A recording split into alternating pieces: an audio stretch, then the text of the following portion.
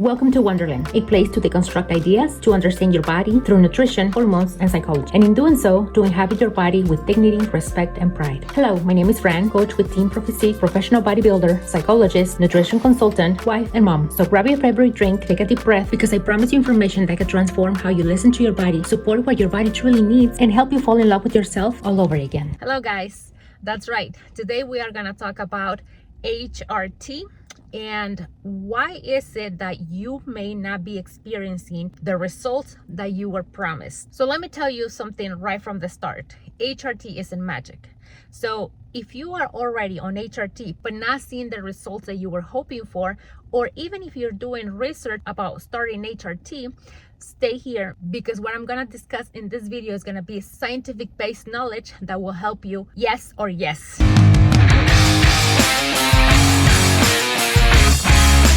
Okay, so I want to start with a little story that has humbled me in a good way.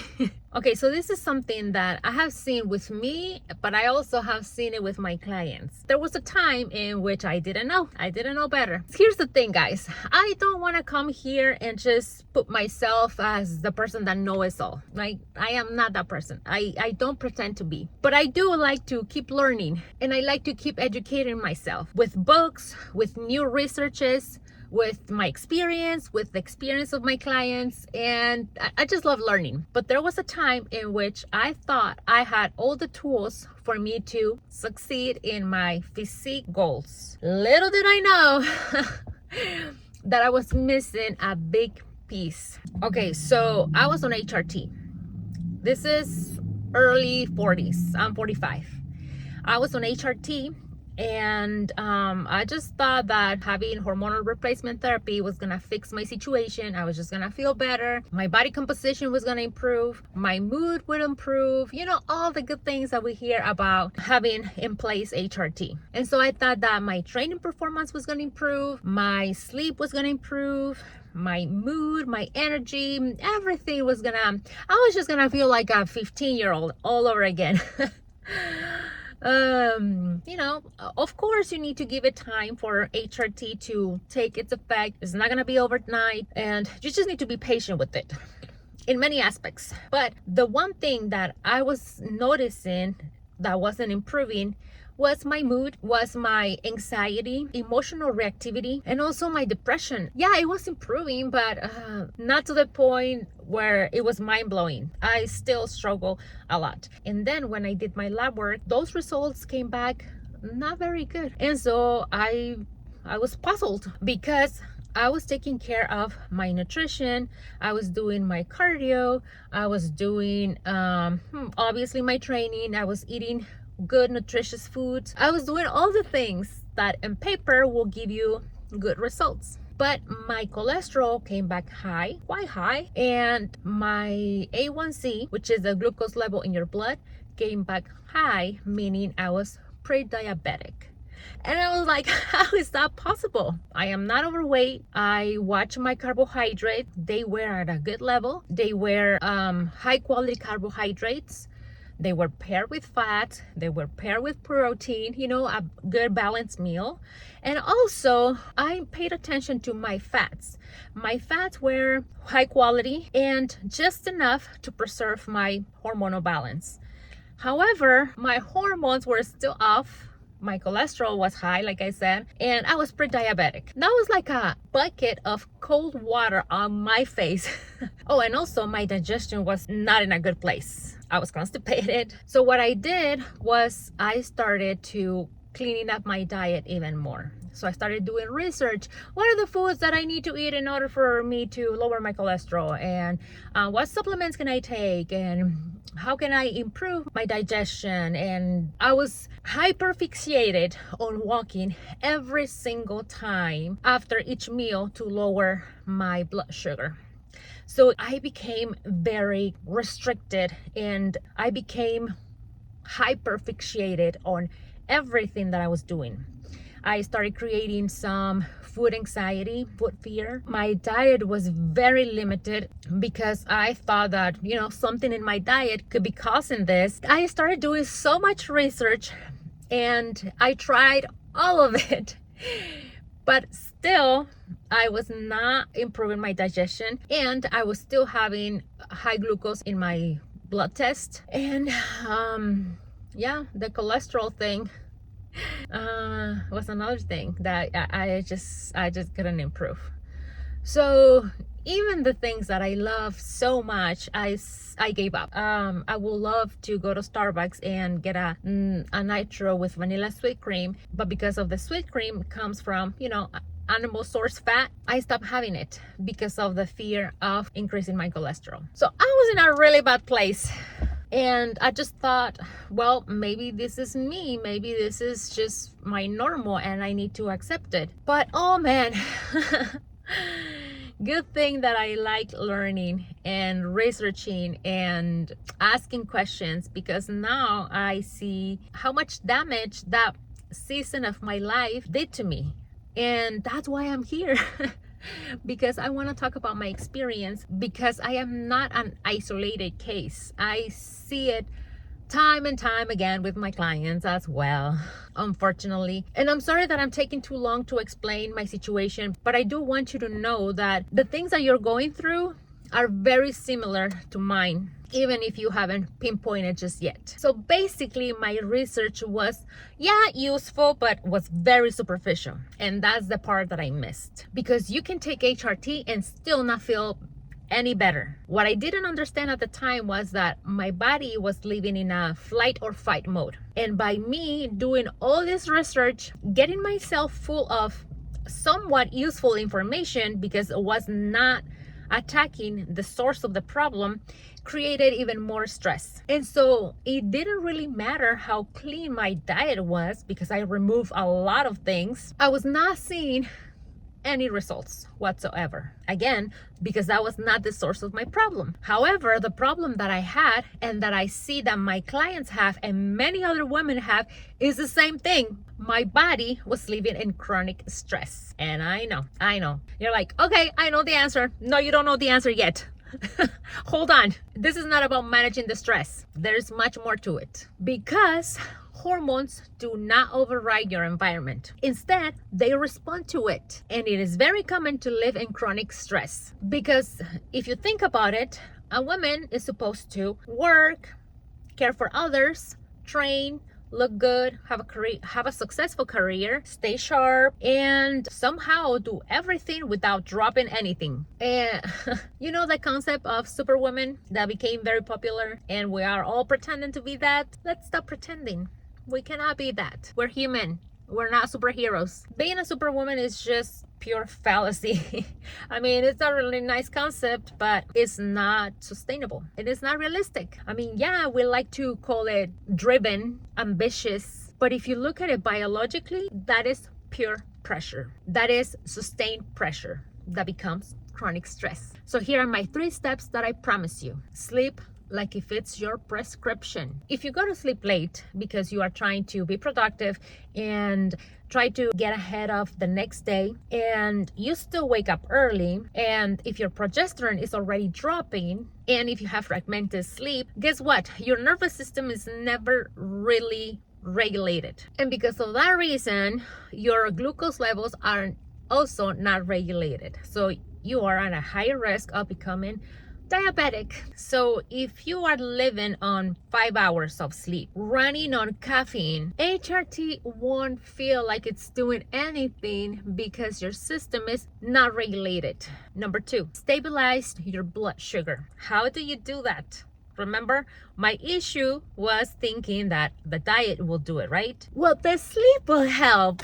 Now that I am sleeping enough hours, now that I am protecting my sleep, because I used to wake up at freaking 2:30 in the morning so I can be productive, completely neglecting the functions, the vital functions that my body does at that time. Thinking, well, if I just go to bed early, I can still get the same amount of hours. No, your body's very specific on the processes that it does at a certain time of the night.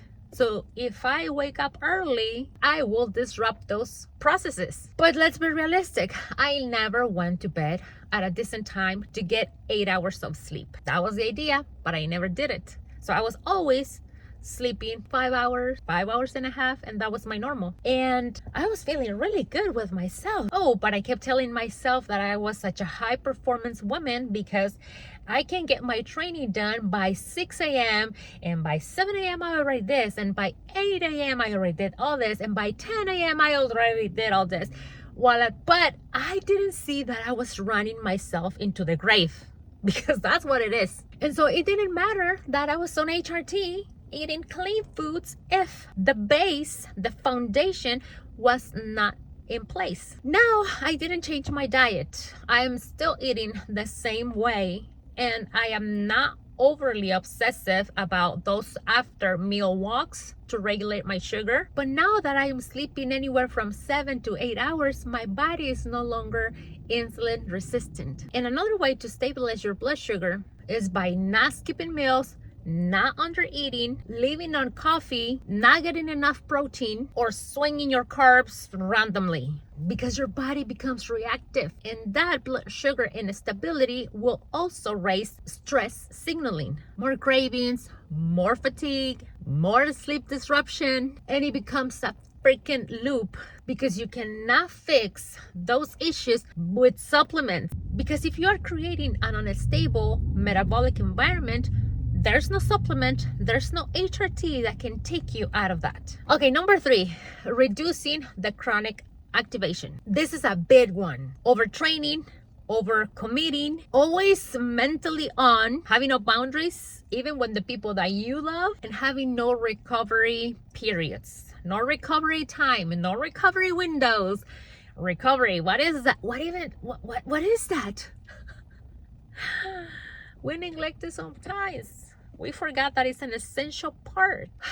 But look, guys, I don't blame you. We are conditioned that way. I'm certainly conditioned that way as well. But that's why I'm here, to uncover the veil, to hopefully make you see what I already saw and what was holding me back. Not only holding me back, it was stealing my life, my quality of life. I was very miserable. And we just think it's normal. We just think that, well, I'm working for something that is worthy, so it has to be hard, right?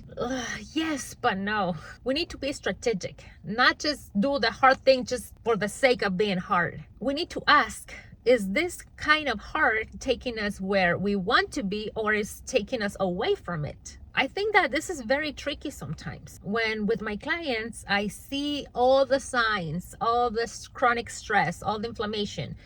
The body is resisting because it's protecting my client. It's the body is doing what it's supposed to be doing, which is protecting the life of my client. But we see it as, oh, my body's fighting me. Oh, my body's not responding. So when I see all these signs and I take them away from doing a lot of cardio and the intensity on the weight training and giving them more food, they feel like we are moving away from their goals, and we're not. We're protecting the goal in a different way, in a way that is communicating with the body, hey, it's okay. I got you. Trust me again. Because when you have chronic stress, you're constantly pushing, you're constantly under eating, you're constantly stressing about the way you look, you have all these negative thoughts about the way you look, all that creates stress. A highly activated nervous system, one that signals to your body, hey, we're in threat, let's protect this body. And it does that. This is working with your physiology while you're still protecting your goal. Because really think about it.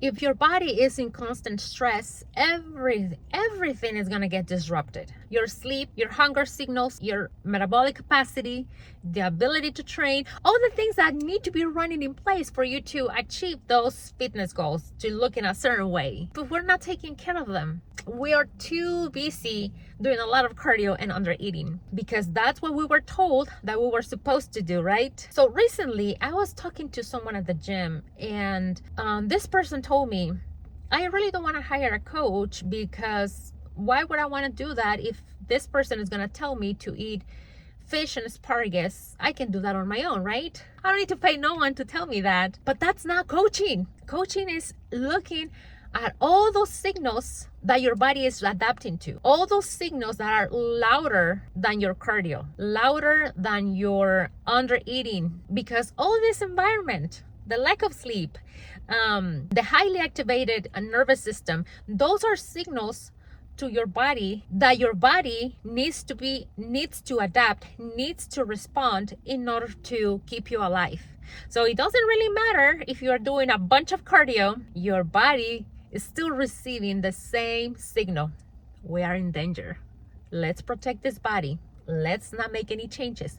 Let's hold on to the fat really, really tight. And that's what people miss. And that is why even when you start on HRT, you don't see any changes. You still don't feel right because all of those signals are still very strong and your body is still perceiving them. Even though your body is in a better physiological place because of the introduction of the HRT, still all that chronic stress overrides the hormonal replacement therapy. And I want to be very clear about stress. It's not about only the life stress, my problems, my worries.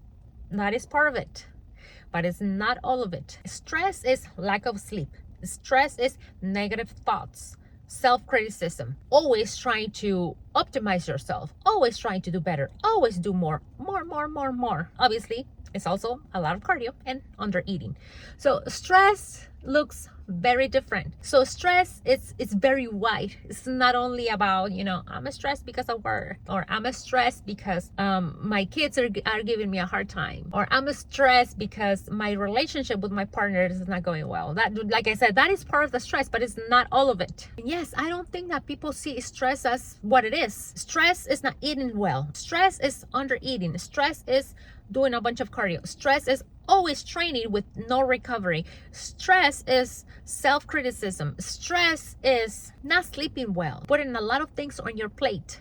Stress is not setting boundaries. All of that creates a highly overreactive nervous system that will override any replacement hormonal therapy, no matter how high the dose is. Okay, so when I ask my clients, we need to work on these 3 things first in order for us to see results. We need to work on our sleep, work on stabilizing glucose levels. We need to manage that chronic activation, that chronic stress. But I mean, if I look at our lives, right, it is very hard sometimes for someone to be able to get 8 hours of sleep, good quality sleep every night, because we're busy. We need to go to work. We have responsibilities. We have so many things to do that sleep is just gets in the way. And when I tell them, well, you need to have balanced meals throughout the day to balance your glucose levels. Sometimes they don't even have the time to make a meal. Sometimes they undereat, not because they want to, but because they didn't have the time, because they're busy, exhausted, mentally overloaded. And when it comes down to regulating or balancing that chronic activation, I mean, we're still living in a system where we worry about so many things. So it's not that simple. And I understand. I get it. I live there too. We are all part of the same system. And this is where I'm going to become a little bit political, structural, social, however you want to call it, but I think it's very important to mention. Recently, I came across with this book. It's called The Caliban and the Witch by Silvia Frederici. And she gave me the language to understand the history of women, the history of how we see our bodies, a place to live, not only as our home, but as an instrument. Excuse the change of setting, but I had to drive back home, and let's continue. Okay, so in The Caliban and the Witch, Silvia Frederici says that in the beginning of capitalism, the bodies became a tool. They became economically organized in a very structural way. This emergent system required a steady supply of workers. But workers just don't appear out of nowhere. First, they need to be born, they need to be fed, they need to be taken care of, they need to be maintained. And Silvia Frederici says that the woman's body became central at solving that problem. But if women kept working and producing, pregnancy and labor will definitely disrupt the labor, which that's something that they didn't like. Less workers, less money, more loss. And they started romanticizing motherhood, not because it was sacred, but because it was on their own benefit. It was economically functional. So think about it. If women just stay at home, their reproductive labor was secured and their husbands will be maintained and well fed while keep working. And therefore, the employees didn't have to pay for the workers' maintenance because the woman is doing that job. Problem was that the male wage was only for the worker, the official worker. But the unpaid labor of the women sustained of the household. But that is just something that we believe because we have lived in this system for centuries. And it may seem very strange that I am speaking like we should get paid for the house labor. But if we look at the beginning and how everything started, we should. Or at least the wage of the male should reflect two labors. At that time, they were, like I said, romanticizing the role of the women at the house and how she was supposed to be a good mom, be a good wife, take care of the entire family, and be emotionally available for everybody. And there you go. Domesticity was idealized and taking care of everybody became natural. And if you're not doing it, you're a bad woman. At the time, not all women accepted this new normal. They were rebellions. And during the same historical period, especially women, poor, widowed, or independent women were accused of witchcraft. She sees that this hunt was part of the process to discipline women into this new role. So whoever didn't want to follow the new rules, they were accused of being witches. And as you know, this persecution was on the public eye, so it created a lot of fear. So therefore, women had no choice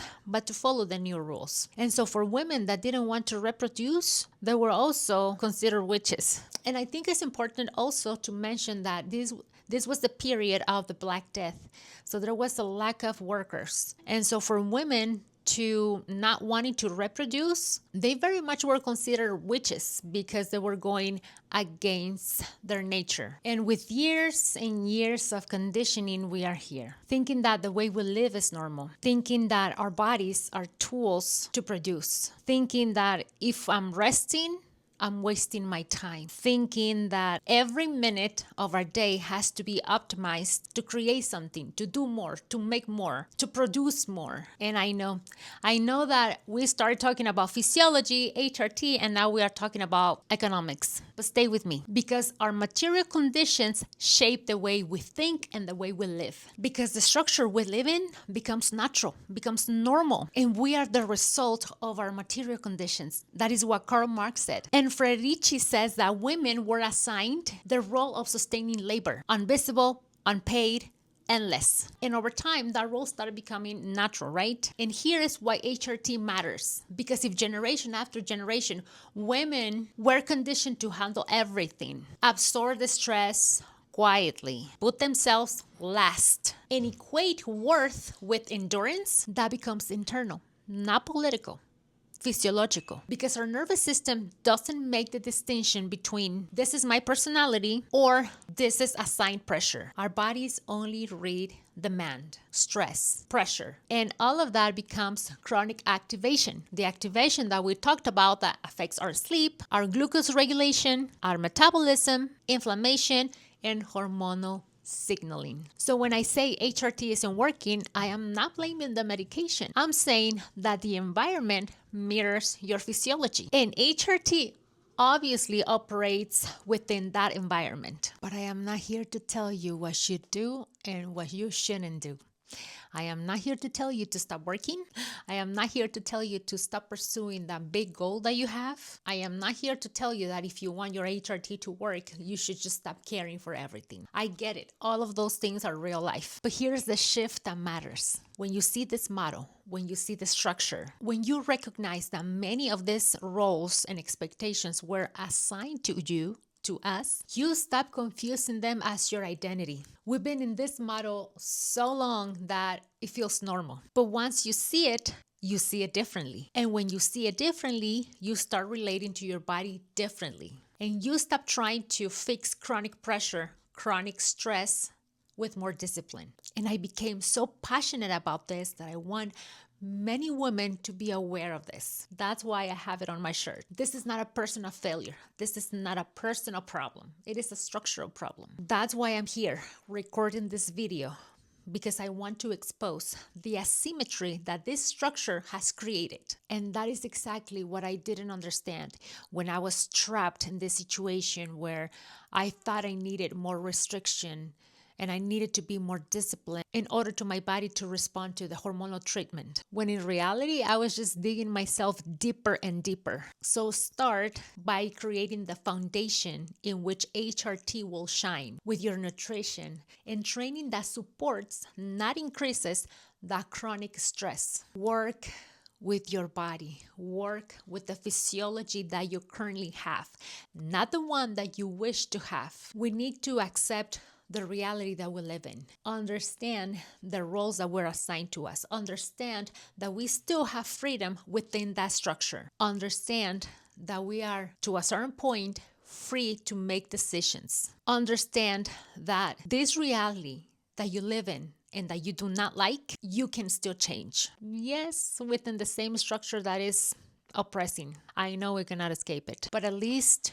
we are aware of it and we won't feel guilt by not following through, by not trying to be this superwoman that we pretend that we can be. Because in reality, I prefer health over external admiration. I prefer a regulated nervous system rather than an unrealistic image of myself that I cannot sustain. Remember, the body's keeping the score. You know, before I used to admire other people for their capacity of always being on, always being disciplined, not giving up. And while those are really good traits to have, I don't think that they're saying the whole story. Now I think it takes more courage and more wisdom to being able to acknowledge our physiological needs rather than always be on, always be pushing.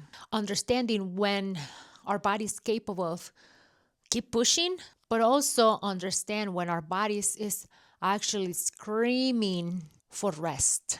And again, not feel guilty about it. Our bodies are not a tool as they made us believe. Our bodies were born to live. We were born to exist, whether we create, whether we provide, whether we do all the things that our economic system has made us believe that we are supposed to do. Resting without explaining. I think that is a very revolutionary act. And while HRT is a wonderful thing, it is not magic. It works inside the life you're living. And before you blame your HRT or your hormones, look at the system that your nervous system is responding to. Your body is only doing what it's supposed to be doing, adapting. And if you want the adaptation to look different, then your environment needs to look different. Your hormones are not the whole story, but your nervous system is. And sometimes the most revolutionary act that we can do is choosing that regulation in a culture that rewards